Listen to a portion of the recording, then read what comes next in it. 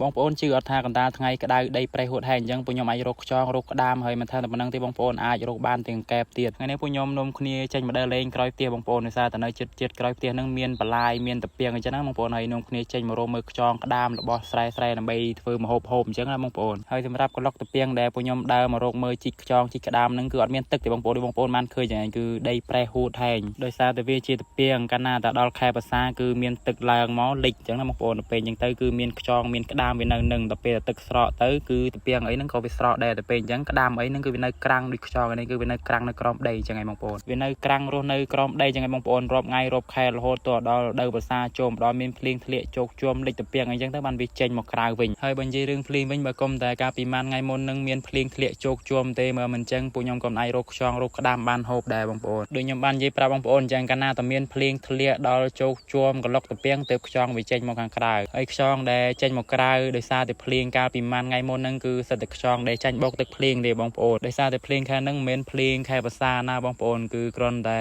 ភ្លៀងកក់ខែទេភ្លៀងតែប៉ុណ្ណឹងអាចរៀងរហូតដល់ខែ5ខែ6អីបានវាភ្លៀងមកទៀតទៅពេលអញ្ចឹងគឺទឹកដែលនៅតាមក្លុកតាមតាពាំងហ្នឹងមិនអាចដក់នៅបានយូរទេបងប្អូនចន្លោះតែ3ទៅ4ថ្ងៃគឺវាហូតហែងទៅវិញអស់ហើយបងប្អូនបានឃើញយ៉ាងហ្នឹងគឺបន្ទាប់ពីភ្លៀងមកលងបាន3 4ថ្ងៃគឺដីប្រេះហូតហែងទៅវិញអស់ហើយខ្យងដែលបានចេញពីក្រោមដីមកនៅលើគោប៉ុណ្ណឹងហើយគឺវាមិនអាចរុកទៅក្រោមវិញបានទេបងប្អូនដោយសារតែដីនឹងគឺរឹងអស់ហើយទៅពេលអញ្ចឹងគឺវានៅចាំតែថ្ងៃខ្សែប៉ុណ្ណឹងហើយបងប្អូនហើយនេះបងប្អូនសកម្មភាពរបស់ពួកខ្ញុំពងរកខ្យងរកក្តាមអីហ្នឹងគឺមានរួនកែបនឹងអីក៏ជីករួនជីកអីទៅបងប្អូនគឺបានកែបដែលបាន1 2ដែលហើយមានខ្យងមានក្តាមអញ្ចឹងទៅគឺបានប្រហែលជាកន្លះកធុងហើយដែរបងប្អូនហើយបន្ទាប់ពីក្តាមខ្យងរបស់យើងរកបានមកល្មមមកហូបហើយក៏អត់នៅចាំយូរទេបងប្អូនគឺនាំគ្នាត្រឡប់ទៅផ្ទះវិញហើយរៀបចំអាំងភ្លើងបកាត់ភ្លើងមកអីដើម្បីដាក់អាំងខ្យងអាំងក្តាមអញ្ចឹងណាបងប្អូនហើយវីដេអូនេះដែរខ្ញុំសូមអធិស្ឋានបងប្អូនដែរបើសិនតាស្ដាប់មើលទៅគឺមានសំឡេងរំខានអីពីខាងក្រៅចូលអញ្ចឹងបងប្អូនដោយសារតែនៅចិត្តផ្ទះរបស់ខ្ញុំហ្នឹងគឺមានគេធ្វើពិធីអញ្ចឹងទៅគេចាក់មីក្រូអញ្ចឹងបងប្អូនខ្លាចឮចូលក្នុងវីដេអូ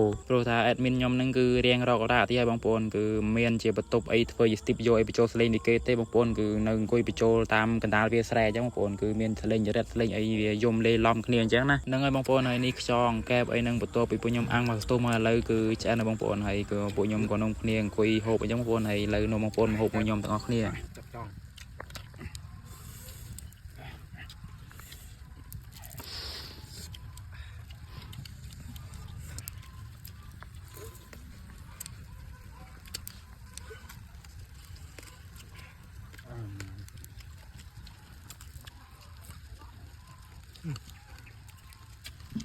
làm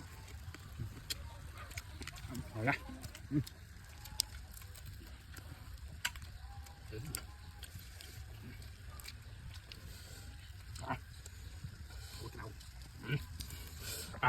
đâu ăn được mất rồi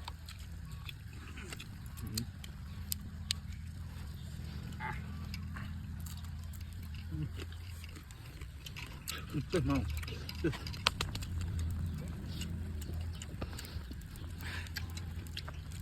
trong đi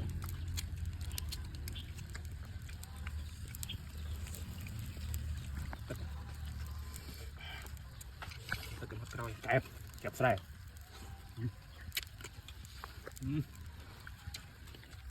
cái đai về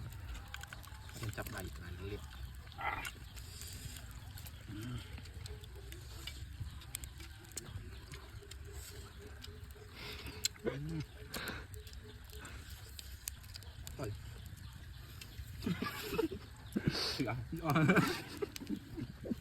chạy lên cái lao